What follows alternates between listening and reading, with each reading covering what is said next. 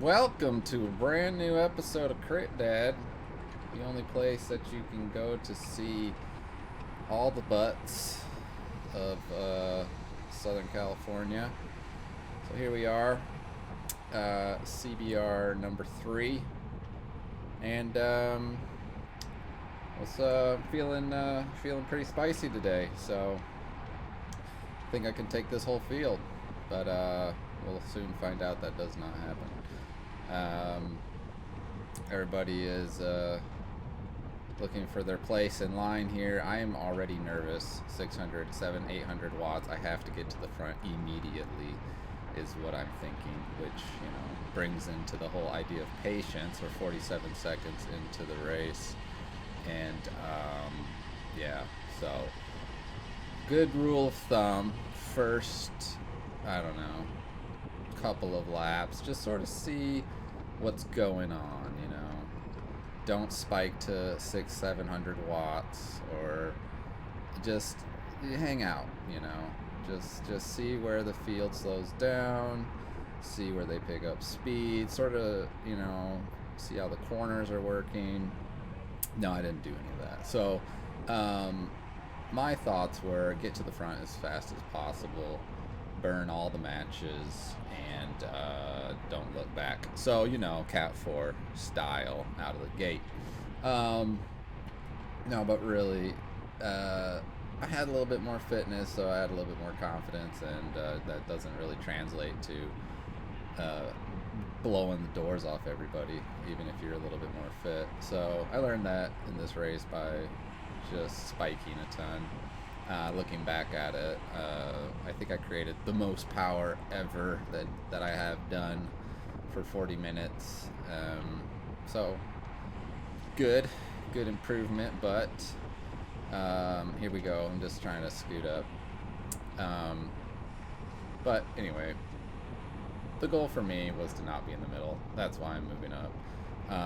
But can we move up a little more gradually? Sure, let's do that. No, but I didn't like the middle. I never liked the middle. It's too surgy. That's where crashes happen. You can't take the finest line. So before this race, I decided I'm just gonna treat it like a workout and get to the front and stay there as much as I can. Not on the front. Come on, guys. I'm not gonna pull this field around. But just get to the front. And so on the hill is where I usually do it. Again, maybe gradual would have been better, but this is a little trick I like to do. Did it at Milliken and do it at Eldo. Pretty much wherever there's a hill, I just power up it. And that's how I usually get past people. But, of course, I'm going to feel it later. So, still 42. Alright, so now I made it up to where my wanted position is. This is where, hey, Sarush, what's up, man? Pushed me into the barriers last time. Watch out for this guy. All good. I'm kind of in no man's land, just eating wind. So anyway, this is where I want to be.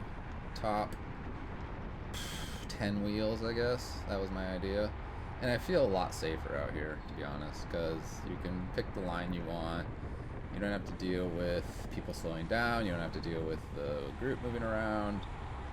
There's going to be less draft, but, this is where the pros are, right? You got to be out front.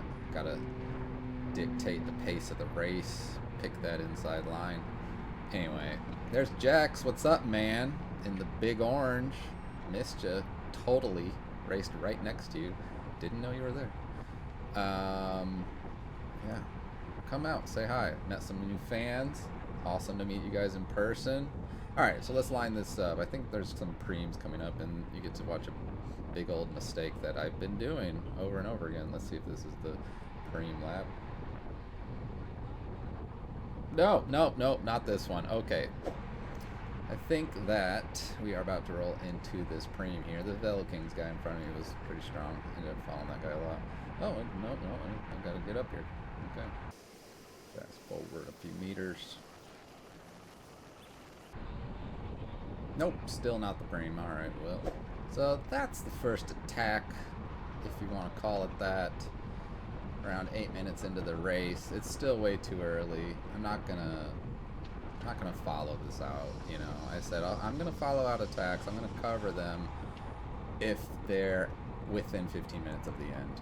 And I didn't actually get that far. Actually, the next attack that happens, I think I followed up. So these early attacks at 8 minutes into the race, I mean, they're really not a threat. This type of non-technical round course, I don't know. In Cat 4, there really was no chance for a breakaway. It's just there's not enough cohesion. But like I said, I was just gonna go for it. So here I go. Bam! This guy's going. I'm gonna go. So dude in my rear view got third. He's super strong. I think he won the 4-5. Anyway, I follow this guy out. So at least I spiked at the right time to get behind his wheel. He's like trying to shake me here in a second. I don't know what's up with that, but I was like, nope, not in my draft. So I just follow the Velo Kings guy. Yeah, I don't know. I was part of the motivation to catch him. I'm part of the few third wheel, and then we got the fourth and the fifth, and we've just strung out the group here, and it wasn't strong enough to actually create a gap. So at that moment when that rider sprinted, I just went for it, but hindsight's 2020. The group caught up pretty quickly. It was early in the race. It was one that I should have let go. So the beginning of the race, I spiked up to get to the front. Already within 8-9 minutes in, I do another sprint pull, and then here, yeah, so this is the Prem. Damn it, missed it. Alright, so this is the Prem, and this is the mistakes that I'm talking about. So I'm like kind of going hard, kind of not going hard. Yeah, pretty good pull, 400 watts, 300 watts. And I think I got space. I think I can, get there. And then I see this guy come around me, and it's half sprint, and then realize, no, I'm not gonna empty my entire tank for a pair of socks or chamois cream or whatever shit. Anyway, so that is one super easy lesson for me to learn, is to stop going for preems and just stay in the group. So this all comes back to CBR1, where I had a really good result. I got a preem and I finished 17th. I didn't put that one on video. It was in January. It was like 10 degrees outside. Not 10 degrees Celsius. It was like zero. It was like negative degrees. And yeah, I just, for whatever reason, I was in the right place at the right time. I was kind of the reverse of the last situation. Somebody went for it, and I just got on their wheel and passed them, won a preem, and barely exerted any effort. So it was, ever since then, I'm like, oh, okay, I'm going to go for preems, and they just don't work out. I did the same thing at Milliken, and, punched all the cards. So, yeah, that was no bueno. Don't do that. I'm pretty proud of being able to stay in, considering the first 4 crits I did is just drop city, and that was about this time last year is when I started racing. So it's been about a full year, and happy that staying in is no longer the goal. So yeah, super cool. Wherever you are on your crit journey, let me know in the comments. A lot of people say, oh, it looks fun, how do you get into it? No one says that.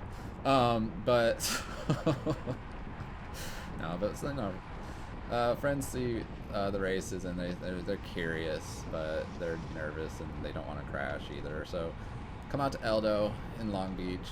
That's where we all train.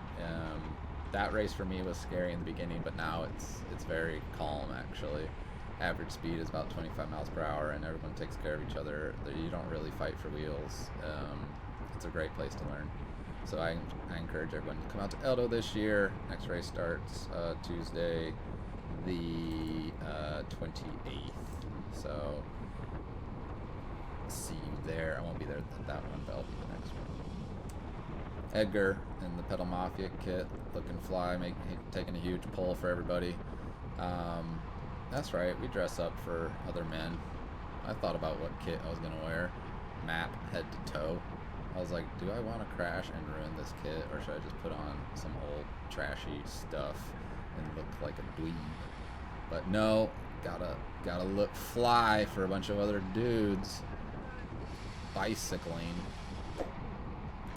Alright, so up here you can see the group just starts to fan out. And as I've learned on NorCal Cycling, top tip, when that happens, it's a counterattack time. And that's not going to happen in this race. But speaking of NorCal Cycling, I've been hearing a lot of crit dads thrown around. EJ and his series, I was watching a few videos and I was just like, whoa, crit dad, that's, are you talking about me? Thanks, guys. But yeah, if you're hashtagging crit dad, you're in the right place. All right, let's take a look. See the orange jersey up there in the top right, the brown kit. That's Ryan. You called him out in the last video. I believe he makes an attack here. He follows the inside line. I follow the outside. I'm way out on that corner. So he attacks right here. And I believe this is another Prem. Their bells are going everywhere. Prem. So that was a pretty good move. He attacked at the right time to get some space, and he does end up winning that Prem. 18 minutes into the race is going to be a pretty good time to start a breakaway, but he might have been just going for the Prem. He's a super strong rider. I was like, hey man, let's do breakaway, and then I am nowhere to be found. Alright, so yet again, here's the Crit Dad special, pass everybody on the hill with 1,000 watts, and you know, it's probably gonna not help me with 1 lap to go, but I just didn't like my position and I was feeling antsy, and so I wanted to get up to the front. Definitely another area in this race where I just kept burning it up, but now we're slowing down and I have no intention of pulling, so I'm trying to find a wheel. I'm out in the wind. We got TJ on the right there. He sees the attack go. He goes. I missed this Royal Tannenbaum's wheel and it spiked another 1,100 watts. So before coming into this race, I just told myself I'm going to cover attacks and I'm just going to see how much I have, and if I can finish the race, great. You know, I was just going to go for it and see what I got, and I ended up, you know, barely can't connect this wheel. I've strung along the group and we're still trying to catch this original attack. So had I not burned up on the hill, had I gradually jumped on someone else's wheel and been maybe 4 or 5 behind me, it all collects here on this hill anyway. And of course I don't have a crystal ball on my bike. Maybe I should, but yeah, you see, you look back at this and the entire field is, you know, Josh I think pulled us through there with the Engine 11 kit. Nice on you, buddy. Nice podium at Majestic, and then Ryan decides to take over from here. And you can see the entire group just collect behind me, and I think the winner, Donovan, is in the Wolves kit there. Yeah, anyway, so cumulative effort, if I were to go back on Strava, was probably over 300 watts for that lap, and now we're all back in the group. So lesson learned? Not learned. Lesson still not learned. So see Diego sprinting up the hill. He might get that Prem. I guess I'm going to try to go for the Prem again. I don't know what I'm doing here. So halfway in, halfway out. 1 foot in, 1 foot out. Yeah, don't do that. Again, I realize, oh, we're at the end of a Prem, and a lot of people are going for it. A lot of people are kind of bridging up to the front, and sort of like, I'm not going to I use half the energy instead of going full on and just fall back into the group. So where Ryan here is a much more gradual use of energy. So I'm back where we started at the hill with him, and he didn't blow up like I did. So that's kind of the moral of this episode, is chill out on trying to cover attacks or the spikes and gradually move your way up. Alright, so I blew up on the hill a few times. I followed out a few attacks I shouldn't have. I did that wishy-washy Prem. And here we are with 15 minutes to go. And this is when the race starts to pick up. So, in hindsight again, if I would have, there goes Ryan and another rider on a little attack here. If I would have conserved more up until this point and then started my race here, that'd be cool. Might try that next time. I'm just a little bit uninterested in the middle. So when you're on the front and attacks go, you're gonna have to decide whether to follow those out or fall back. So that's where I'm at right now. I'm basically deciding, okay, that's 900 watts, get up there, buddy. Okay. I'm basically deciding within myself, how often do I want to be on the front versus sitting in the pack. And I do want to be on the front top 10, 15. I want to take clean lines. I want it to be a safer race. At the end of the day, I'm not going to sit in the pack just to see if I can win to risk it. So if the pack is riskier, I'm gonna pick the decision that's safer, and if being off the front is safer, that's where I'm gonna be. Tell me what you guys think. Honestly, I'm like asking myself a question here. It's like, do you sit in the pack, conserve until almost the very end, and then just go nuts, or do you just continue working on your fitness, try to stay in the front, try to stay where it's cleaner, less surgy, and then, you know, over time learn what attacks to follow? So question for everybody, what's your style, what's your strategy as a solo freelancer? Because then again, there's teams in here. I'm not on a team, you know, there's team tactics, but I'm on my own. So here we go again, group's getting away. I think at this point I gotta go. Yeah, I see Josh going. I see another rider go, and that's fine. It's time to get up there. So the gap was getting a little bit too big, and I like my move here, because I waited until somebody went and I got on their wheel, so I didn't have to do all the work myself, and that was the time to bridge up, because it was getting slow and the gap was starting to grow. So I'm fine with my position there, and that's kind of where I wish I would have been for all the other attacks. Like all the other times that riders went, I was usually up in the front too, and so that time I just sort of waited until enough people were gonna go and then latched on. So I like that one.